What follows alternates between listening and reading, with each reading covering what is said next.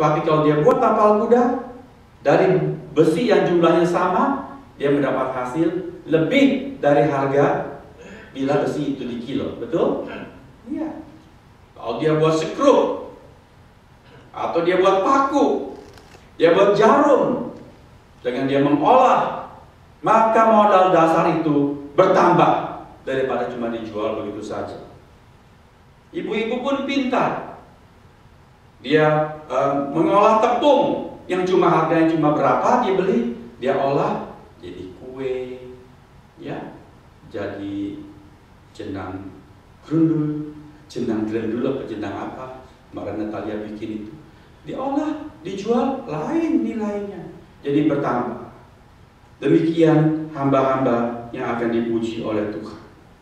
Saudara, untuk urusan dunia kita mengolah modal kita, kita mengerti investasi, tidak simpan cuma di deposit di bank atau dalam saving yang bunganya itu sangat kecil. Kita mencari yang lain, kita ingin mendapatkan hasil lebih banyak. Bagaimanakah untuk urusan rohani? Allah memberikan hal-hal yang baik kepada saudara dan saya. Apakah kita mempunyai minat dan perhatian memeras otak kita? Bagaimanakah bakat-bakat yang Allah berikan kepada aku ini dapat aku putarkan, aku perdagangkan, bukan untuk mendapatkan uang, tapi mendapatkan sesuatu yang membawa kembali kepada Tuhan, kelebaran kerajaan surga, membuat orang lebih memuliakan Tuhan, lebih mengenal Tuhan. Apakah kita menggunakan bakat-bakat kita untuk nilai-nilai plus seperti itu, atau kita pakai cuma untuk diri sendiri saja?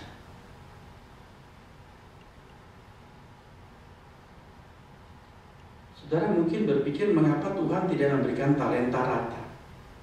Yang seorang diberikan 5, yang seorang lain 2, dan yang seorang 1. Saudara mau jadi yang mana? Mau dapat 5, dapat 2, atau dapat 1? Mengapa Tuhan memberikan tidak rata? Mengapa, saudara? Kalau Tuhan Yesus memberikan sebuah pengajaran, dia sudah in purpose mengucapkan segmen-segmen pengajaran tersebut, bukan sekedar keindahan cerita. Beberapa hamba Tuhan menafsirkan Tuhan memberikan tidak rata. Pertama, karena dia itu sovereign. Dia itu berdaulat penuh. Dia berdaulat penuh sesuai dengan kehendaknya yang maha bebas. Apa yang dia mau lakukan dengan miliknya. Dia mau berikan kepada yang seorang 5, yang lain nggak boleh protes. Mengapa engkau berikan dia 5? Kok aku cuma dapat 2? Engkau pilih kasih ya Tuhan. No. Kita harus mengerti, itu tergantung kedaulatan Tuhan. Dia mau berikan 5, 2, atau 1 kepada kita, terserah Tuhan. Tuhan berdaulat. Tidak bisa ciptaannya itu kemudian protes. Kadang-kadang kita protes, Tuhan tidak adil. Pada yang satu Tuhan berikan begini, kok mengapa saya tidak? Tuhan bilang aku berdaulat. Kita bilang tentang maha kuasa. Padahal saudara, kita juga punya sifat yang sama. Percaya enggak? Karena kita diciptakan menurut peta dan teladan Allah. Saudara tahu, dalam diri saudara dan saya juga punya unsur-unsur ingin berdaulat itu. Ambil contoh, ada uang pada diri saudara dan saya juga. Kita punya uang. Kalau kemudian ada satu program, lalu program misalnya untuk mengasuh anak-anak yatim piatu, oke? Siapa yang tergerak, dia boleh secara voluntarily memberikan satu donasi. Lalu saudara mau ambil bagian? Mungkin. Kalau saudara memberikan berapa? Namanya sukarela, kan terserah saudara. Betul? Saudara memberikan sesuatu dengan hati yang lega, hati yang senang. Tapi kalau saudara diharuskan, setiap orang yang hadir malam ini harus memberikan donasi untuk program mengasuh anak-anak yatim piatu. Saudara dengar pengumuman nanti kalau Pak Taufik announce seperti itu, misalnya jikalau andai kata ada program seperti itu, saudara senang dengarnya. Pasti nanti apa-apaan kok diharuskan? Bukan cuma diharuskan, jumlahnya diharuskan. At least setiap orang $50. Saudara mau? Ini kan uang saya, kok Kok diperintah-perintah, saudara nggak suka. Saudara mau berdaulat dengan milik saudara. Amin.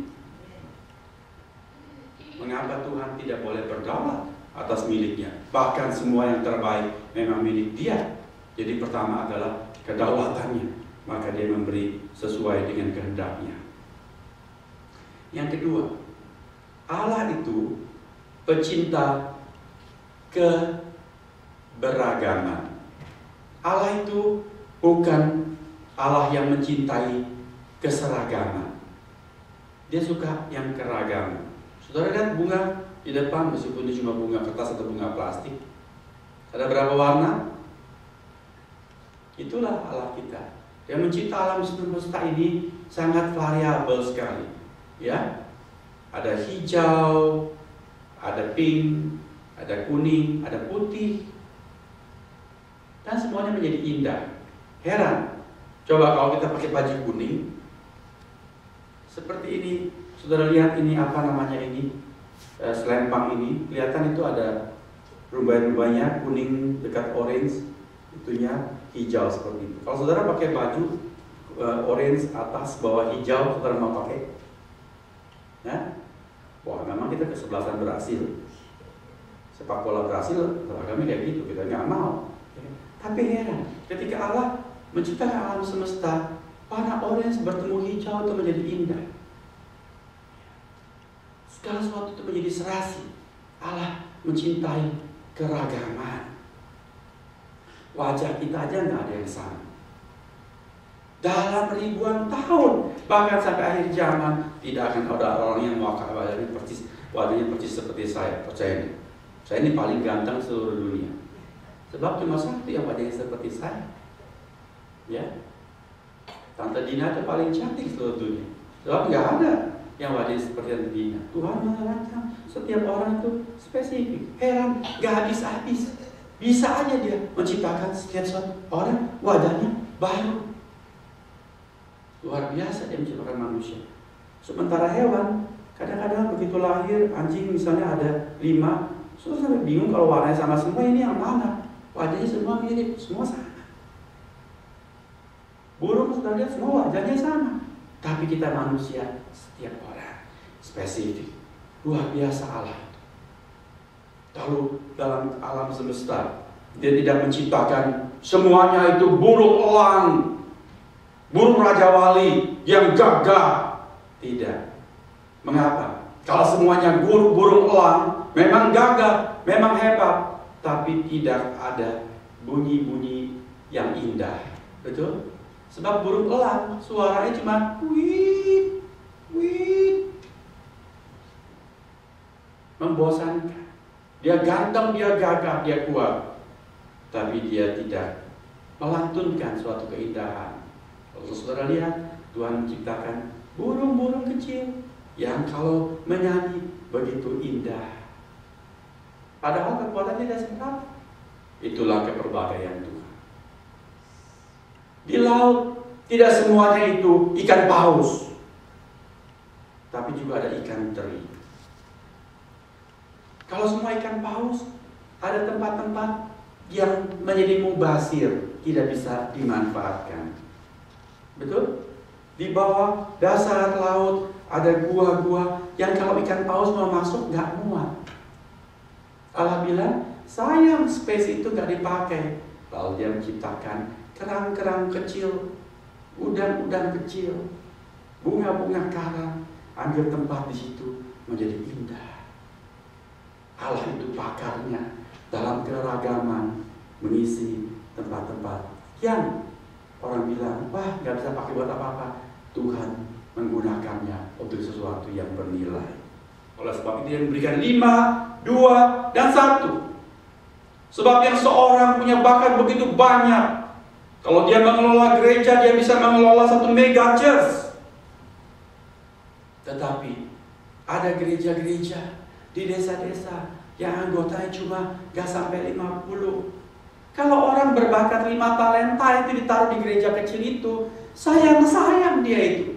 Betul? Dia bisa mengerjakan banyak, tetapi tidak bisa dicurahkan semuanya di kelompok yang begitu kecil. Sebaliknya kalau orang yang talenta sedikit disuruh pimpin gereja besar, dia frustrasi, stres, dan stroke, lalu stop karena pusing kepala. Maka Tuhan menempatkan dia di gereja-gereja yang kecil. Tuhan penuh hikmat, mencintai keragaman, dan sangat efektif sekali. Dia sungguh pakar ekonomi yang sangat lihai. Di sini dikatakan dia memberi berbeda-beda masing-masing